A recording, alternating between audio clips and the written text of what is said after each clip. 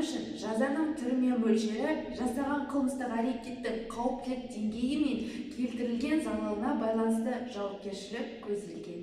Пара беру дегеніміз қандай да бір коммерциялық келісімге келу үшін немесе жеке пайдасы үшін жасалған ынталандыру немесе марапаттау. 1998 жылы шілде айының 2 жұлдызында сыбайлас жемқорлыққа қарсы күрес туралы заң қабылданды.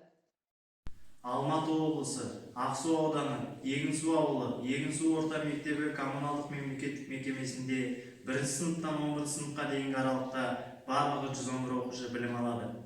Әбу-Насыр әл-Фараби атамыз айтқандай, тәрбиесіз берілген білім адамзаттың қас жауы демекші, мектеп ұжымы тарапынан өз білімгерлерімізді әрдайым адал болуға шақырамыз. Себебі бүгінгі адал ұрпақ ертеңгі жарқын болашағымыздың кепілі.